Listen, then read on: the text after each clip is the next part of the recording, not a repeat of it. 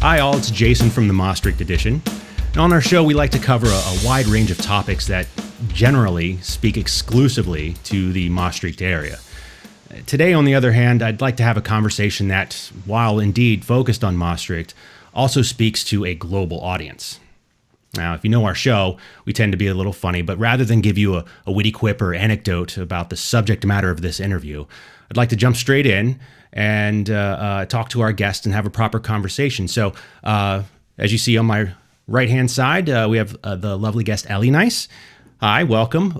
Could you tell us a little bit about yourself, maybe introduce yourself and tell us about your background? So, I'm Elinice, like you said before, and I'm from Nigeria, but I spent most of my life in Oman, and I am a first-year European law student at Maastricht University, and I've been here for a bit less than a year. What we're here to talk about today is the Black Lives Matter movement, and specifically the BLM Maastricht movement. So could you tell us a bit about the organization Black Lives Matter Maastricht? Black Lives Matter Maastricht is a BLM organization, just like many around the world, and we simply aim to promote anti-racism right here in Maastricht, and we strive to create awareness as well as perform action regarding systemic racism in the world and in the Netherlands and right here in Maastricht. Okay. And we're a pretty young group, so. Now, when you speak to the age of the organization, are you speaking to the age of the organization itself or the individuals within the organization? I'm speaking about the age of the organization itself, although we do have a lot of young members, but we also have a lot of members who are much older and who have lived here for a long time. And I would say with that age, they bring the experience that goes along with that. Fantastic, yeah. So diving in further here, arguably, I think, and unfortunately, in my opinion, many individuals may recognize the BLM movement as an American activist movement that actually is recent and which came to life as a result of the murder of George Floyd in Minneapolis on the 25th of May. For our viewers and listeners, could you expand a bit on the true origins of the BLM movement? So the BLM movement started in 2013, and it was created by 3 African-American activists in response to the acquittal of George Zimmerman for the death of Trayvon Martin. To that end, you said 2013, it actually began in Florida with the unfortunate murder of Trayvon Martin by George Zimmerman. So I want to turn for a moment to the BLM Maastricht mission statement. And in that mission statement, you mentioned showing support for those on the other side of the ocean. Now, to be clear, are you speaking strictly about the United States? Yes, absolutely. I think we understand and we recognize that like the racism and the anti-Blackness in the United States is sort of like has a unique and extreme form. And although we don't experience this specific form here in Maastricht, we condemn it. Maybe you could tell us a little bit in what ways the BLM Maastricht is actually contributing to the global BLM movement. So we've organized 2 protests, and the protests are just a really good platform for raising awareness in the community. I think in the second one, we had 1,400 people attend. It was huge, and it also gave people of color a platform to voice their pain and frustration. And I think it also gave people who don't experience racism this platform to see and somewhat understand the pain that it's causing. And we also create general awareness with our social media, and we develop workshops. We are developing workshops and an educational section that hopes to go in and educate the schools in Maastricht about Dutch colonial history and Dutch racism. In what ways are you actually, through BLM Maastricht, in what ways are you actually encouraging others to contribute? We are in the process of developing a workshop that helps white people confront their racism and also help them work through their sometimes implicit racial biases and just to sort of accept their white privilege and understand its consequences. So just basically teaching them how to be a good ally. Okay.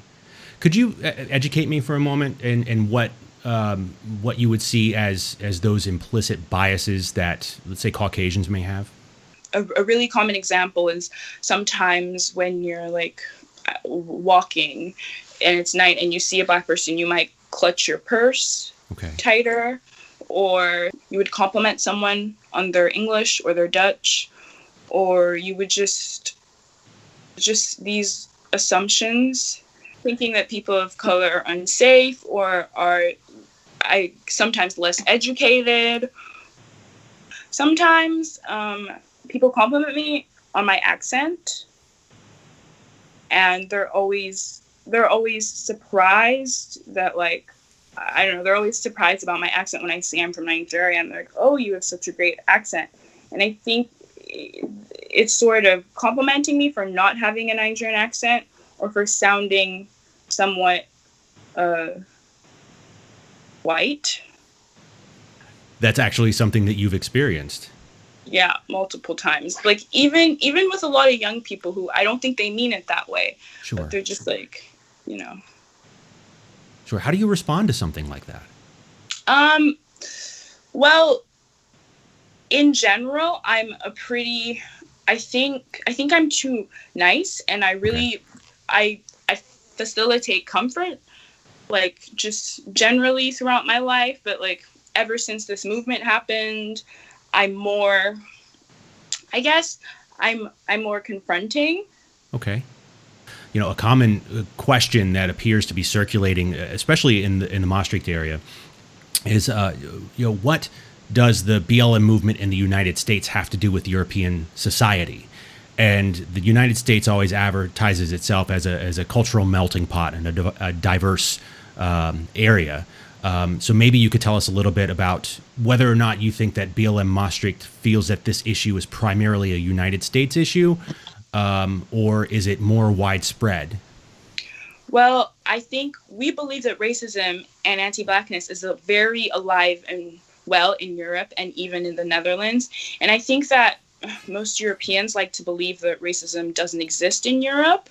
But the truth is that people of color in Europe deal with a lot of issues regarding racism, like racial profiling and police brutality and racial bias when it comes to employment and education and even healthcare. So I think that it's an issue that really needs to be discussed and tackled in Europe. For those that actually would pose this question in the Maastricht community, how would you respond to the assumption or to the assertion that the BLM movement is only United States? How would you respond to anybody who says that to you? I think, well, like you could look at the clear example of the protest, and we had a lot of speakers who live in Maastricht, and some were from Maastricht or the Limburg area, and they spoke about their personal experiences with racism in English and in Dutch, and like some that even some happened right here in Maastricht. There was a speaker named Jonathan, and he spoke about how he went to apply for, or he went to ask whether he could apply for a job in a restaurant in the center of Maastricht. Sure. And the employer responded with, "We don't hire lazy niggers," like right here in the center. And it's just, I think a story like that just shows why we should have a Black Lives Matter Maastrichtan movement, because racism exists, and so it should be tackled. You see my jaw open. That's I know, incredible that we're 2020 we're in. I know. And I mean, I'm not going to even ask questions about it because I'm curious as to what would drive somebody, but that's unacceptable. And I think analyzing it further only may be interpreted as trying to excuse it, but that's inexcusable by any means. Okay, so I want to move on a little bit here and talk about BLM activism. And so a significant portion of the Black Lives Matter activism efforts have focused on the issues of police brutality in the United States. Do you think that there are issues with police brutality targeting people of color globally? Yes, absolutely. I mean, in Europe and in quote unquote the Western world, Europe is no stranger to police brutality. I mean, we know the really famous names in America, like George Floyd now and Breonna Taylor, and like I mentioned earlier, Trayvon Martin. But there's a man named Adnan Traore. I think I'm pronouncing that wrong, but it was 2016, and this is in France, and he died in police custody in a very similar situation to George Floyd, or Adil, a teenage Moroccan boy who was also shot by the police in Belgium, or Mitch Henriquez here in the Netherlands in 2015 at The Hague, who also died at the hands of the police. So police brutality is an issue everywhere. Okay. Do you see, rather, let me ask this. Why do you believe that those issues within Europe, those instances of police brutality, were not, I don't want to say advertised in the same way and the same scope as those atrocities in the U.S.? But do you think that there's a reason that that globally the Black Lives Matter movement is spawned from the U.S. and not from these horrific incidences that occurred in France and Belgium? I think it's because there's a sort of difference between the racism in America and the racism in Europe.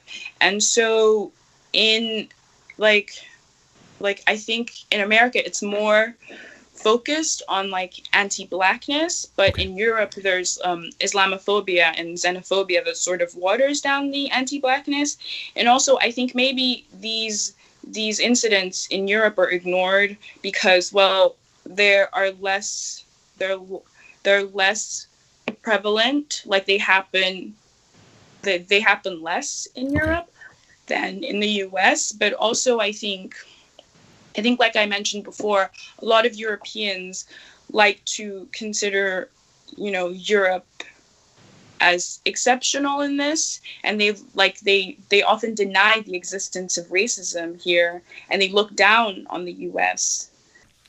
The Black Lives Matter movement has actually steered the public discourse towards the open and, for some, the uncomfortable topic of race. Can you tell me what BLM Maastricht is doing to promote the open, candid, and consistent discussion of race when a lot of people feel it's really uncomfortable to do so? Like I mentioned before, we are developing an educational team that works on workshops to help people confront their racism, and where we're also doing it at like different levels for different ages. So there are reading circles for younger kids, because I think obviously if you implement it at a younger age. Sure. Yeah. And so we're trying to create lectures that will happen and be taught at high schools and primary schools and that sort of thing. So now, are these workshops that are being developed? I mean, with consideration towards the quarantining and everything, are they online exclusively, or? No, they're not. But they are they're in very small groups. Sure. Okay. So along the same lines, we were talking about folks being uncomfortable, and so a lot of folks are really uncomfortable talking about race, and I'll generalize and say that a lot of the people that are uncomfortable are Caucasian. How would you suggest that people approach these conversations? Like me, for instance, how would you suggest that I actually approach a positive conversation about race? I guess I would tell you to first and foremost acknowledge your privilege as a white person. And I think people are always uncomfortable like acknowledging your privilege, but there's a really good quote. I'm not sure who said it, but they said, white privilege does not mean that your life hasn't been easy. It just means that one of the things making your life harder is not the color of your skin. Okay. So I think you just need to like recognize and acknowledge your privilege and say, yes, I'm white and I benefit from these things that other people of color don't, and it's not my fault, but I do benefit from it.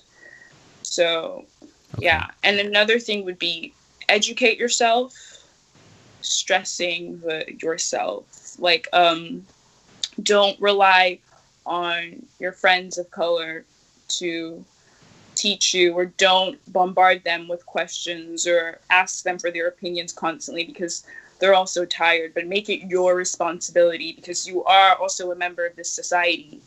Agreed. Yeah. What you're saying is ask questions, but again, crack a book, do a search, look online. I could only imagine just inundating your friends. Mm-hmm. Tell me about white privilege. Tell me about it's got to be exhausting. In addition to all the other societal concerns that you're looking to address mm-hmm. with BLM Maastricht. It really is. And also just embrace the idea that it will be uncomfortable. I think it has to be uncomfortable. This is such a terrible situation that like there's no way this is going to be easy and nice. Like it's okay that it's uncomfortable. It has to be uncomfortable. And why do you think that people feel so uncomfortable talking about race in that way? I think there's a sort of guilt. Okay. That they feel, and there is a sort of, like they don't, like, obviously it's not an individual's fault that racism exists. So I think when this topic comes up, they somehow feel that they should be responsible for it. But really, no one is responsible for what their ancestors did years ago, but it is your job to know how that benefits you. Or hinders, I would say, as well. As part of the education piece that you were speaking about before is actually understanding the historical significance, I would say, of the atrocities committed along race lines.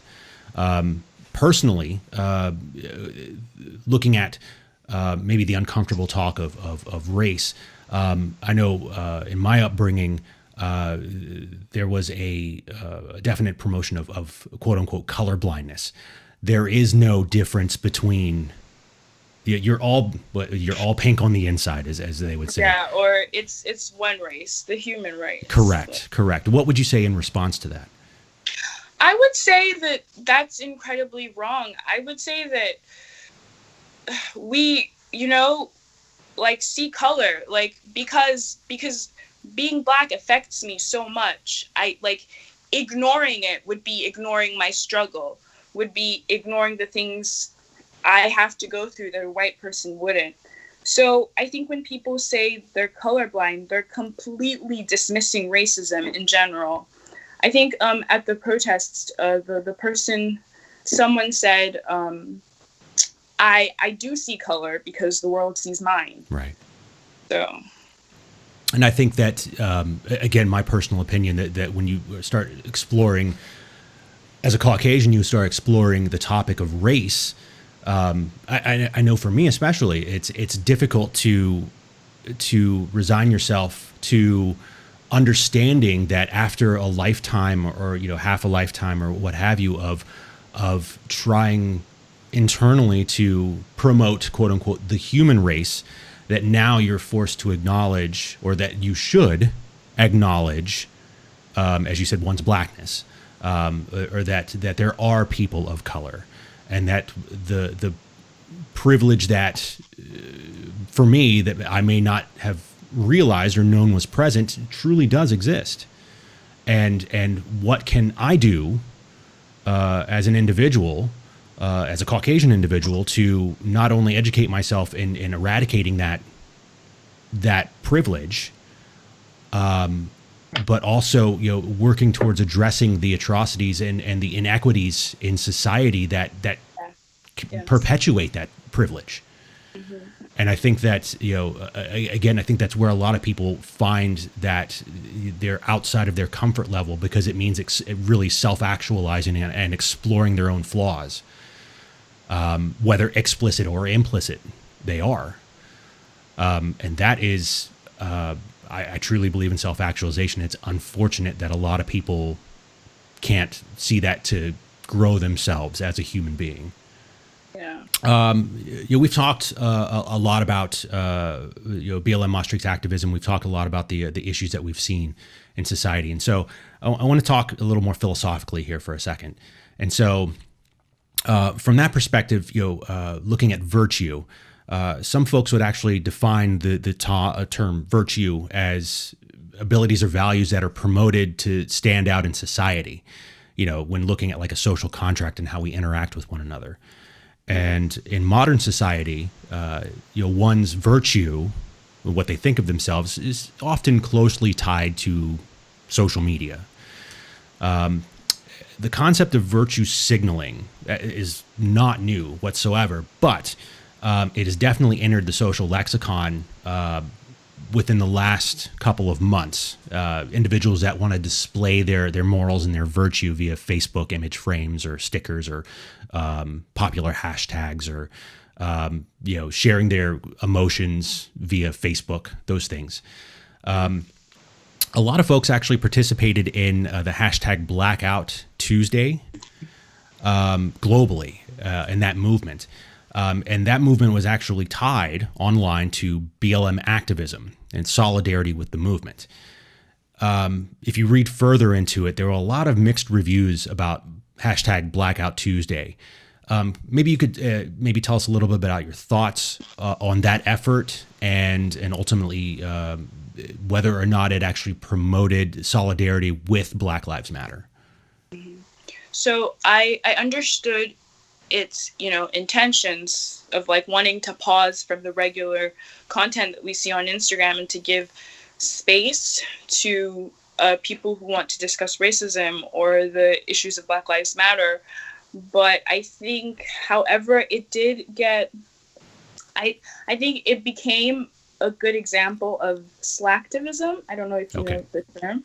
And it's just people like to do easy things, and they like feeling that, doing this helps when it really doesn't. And I think it made the movement feel more like a trend than an actual, vital issue that needs to be tackled. It just, like, for example, I have a friend from Antwerp, and she told me that a lot of the people she knew who posted the Blackout Tuesday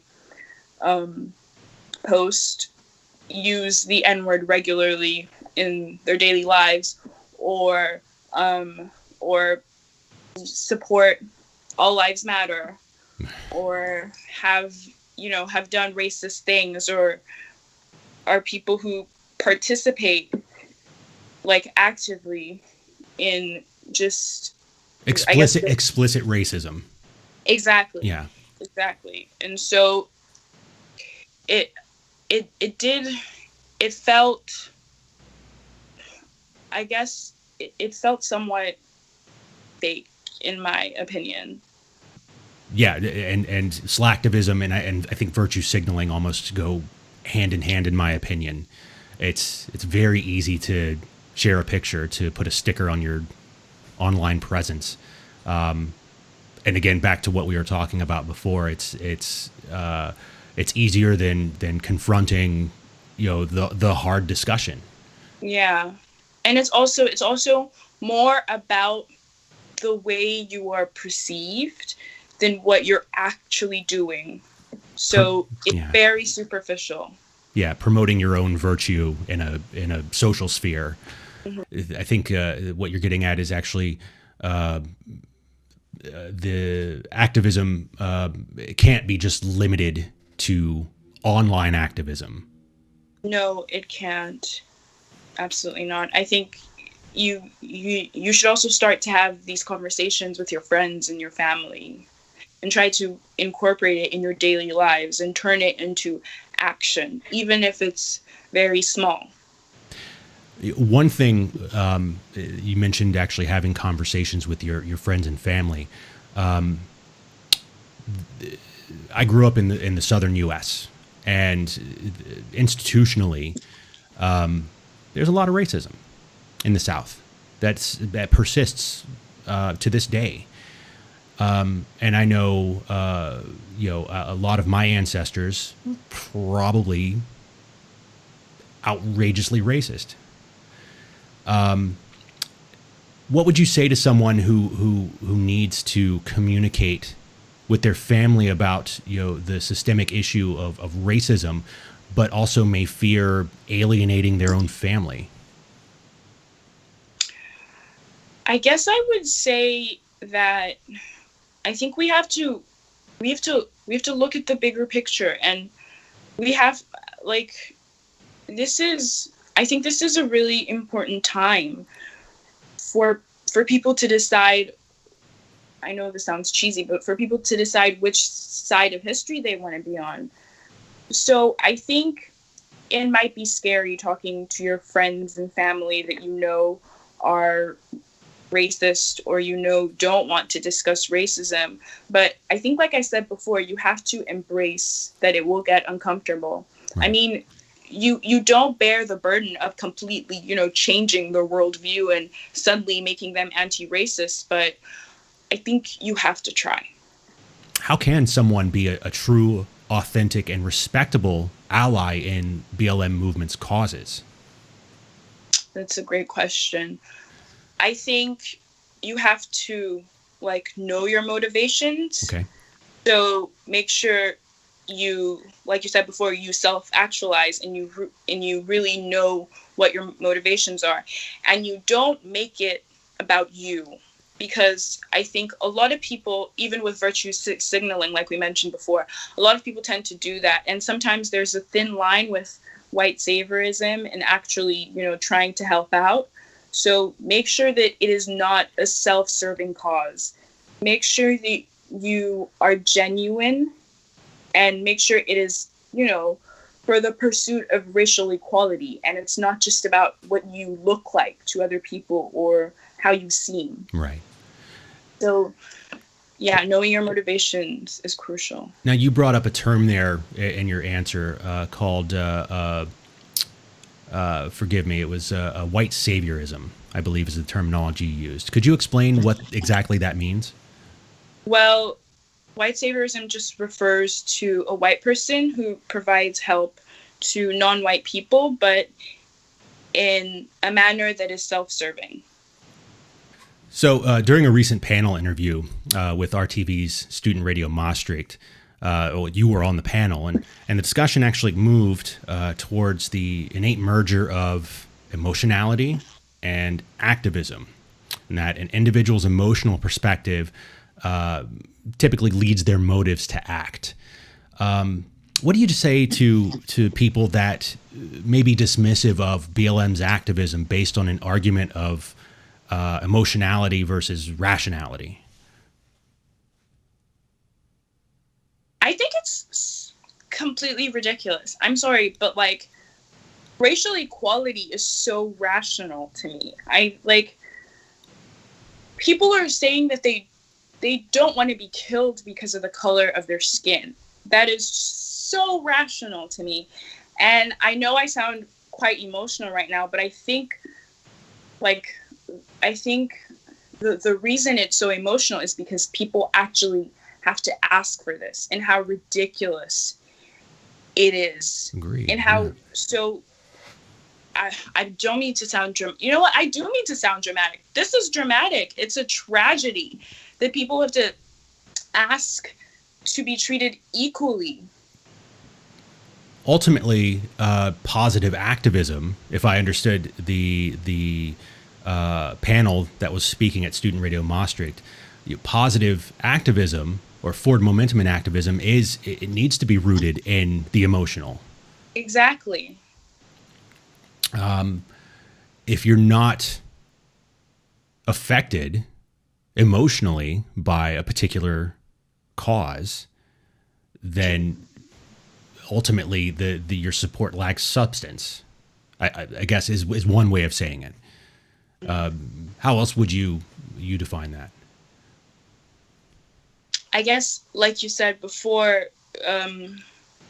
this is such an emotional issue that, you know, emotionality is critical in it. It's we're human beings, and I think it's ridiculous that our argument is valid because there is emotion in it. Recently, BLM Maastricht put on their Facebook page a support for Reverend Jesse Jackson, American civil rights activist. And Reverend Jackson actually wrote a letter to the Prime Minister of the Netherlands to put an end to Zwarte Piet. That letter came as a response to the PM's statement that Zwarte Piet is not racist.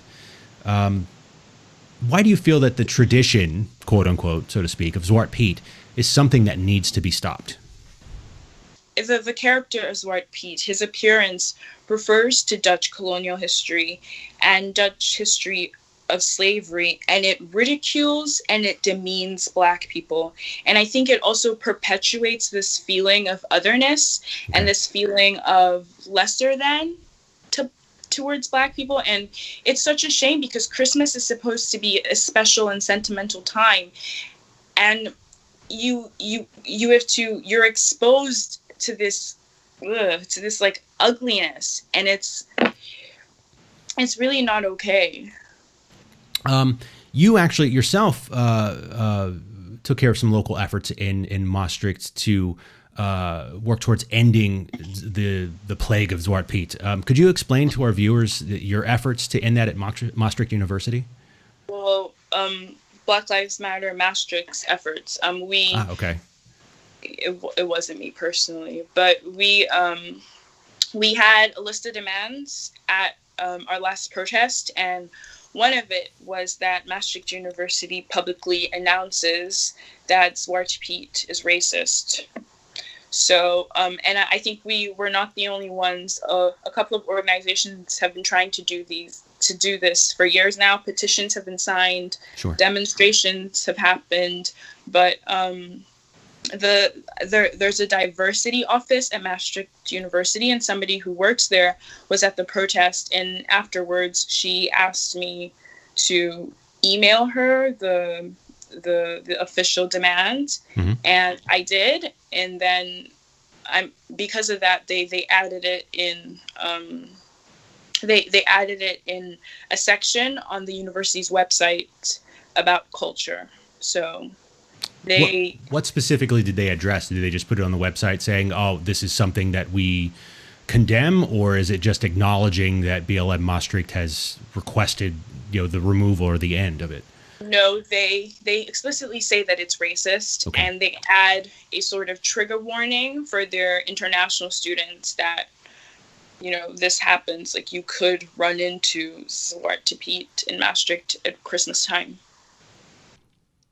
On a personal note, and again, feel free to share as much as you feel comfortable with, what has your experience been as a person of color living in Maastricht? Well, honestly, I haven't experienced extreme forms of racism, which it's ridiculous. But I was about to say that makes me lucky, but I guess I shouldn't say that because it should be normal. Right. But I have, for example, just the elderly stare a lot, like quite the elderly stare. Yeah. And it's just like I'm reminded of my Blackness in that way, I guess. And I have been like one time it was like winter. I stepped outside of my house and I did see Zwarte Piet and Sinterklaas like in my neighborhood, and they kind of giggled because I think they understood the uncomfortability of the situation, but it made me feel really, really small and really, just really disgusted. I want to explore both sides of this because, I mean, we're talking about, systemic racism in society. And your experience as a person of color in Maastricht, we've talked about, a lot of the issues where race has been taken as a negative focus. The elderly stare, the giggles of Zwarte Piet, what have you. Is there anything that you've seen that's given you hope, or sparked within you like a goodness about the area of Maastricht? Well, I think the fact that so many people showed up to the protest, Mm-hmm. that made me feel very, very hopeful for the future. I mean, it just brought this sense of community that I didn't really know existed. I saw, a lot of people with signs, a lot of young people, but a lot of just people of all ages as well. And that made me feel hopeful for the future. What resources would you actually recommend to those who are actually trying to better themselves and to become more knowledgeable allies to the BLM cause? A book there are lots of books and films that I think would benefit people if they want to educate themselves. Sure. And there's a book by Rennie Edo-Lodge called Why I'm No Longer Talking to White People About Race. There's a book titled How to Be Anti-Racist by Ibrahim Kendi. And there are also some really great nonfiction books. I mean, fictional books out there that also I think are pretty educational, like Americana by Chimamanda Ngozi Adichie. And there's some films like When They See Us, that's a Netflix documentary, or Spike Lee's Do the Right Thing. Yeah.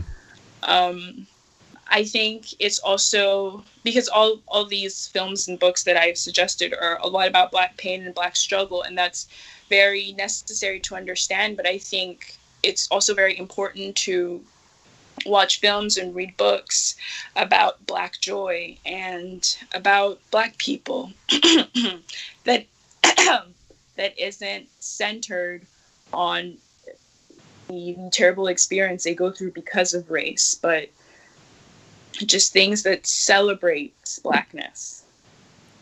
As a result of the support of the global BLM movement, what differences does BLM Maastricht hope to see within the next year? We have a list of demands that we're trying to further and that we're trying to make sure that they come about. And the first demand is that we want the municipality of Maastricht to take a stand on Zwarte Piet and to denounce it as racist. Our second demand is that the law that allows police officers to receive reduced sentences for serious crimes should not be passed. There's another law that allows BOAs to carry weapons, and we want that law to be overturned. And our last demand is that Dutch colonial history and racism should be taught and incorporated into the educational system. And currently, the last point about the education piece is there nothing by the Dutch government that's actually put in place currently to teach the colonial history? We had a history teacher speak at the protest, and he mentioned that what he is told to teach to his students is something he knows is wrong himself or is not the whole story. What's next for BLM Maastricht? Well, like I said earlier, we are very young. So right now we're trying to sort of find our footing, and we're trying to organize the way our organization works within itself. But we are also developing an educational sector with teachers and professors to help create lectures and different educational resources that can be taught in schools from primary school to high school and even to university. Got it. Okay. Well, Elinice, I wanted to thank you for your time today. I appreciate it.